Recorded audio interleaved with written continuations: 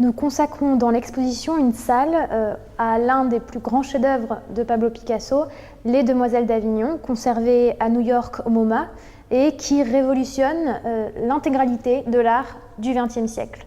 Ce qui nous a intéressé ici, c'est moins de parler du chef-d'œuvre en soi que des processus créatifs qui ont amené Pablo Picasso à le réaliser. Ces processus créatifs, ce sont d'abord les influences, les inspirations dont Picasso va se nourrir pour arriver à mettre en forme Les Demoiselles d'Avignon. Ces influences sont diverses.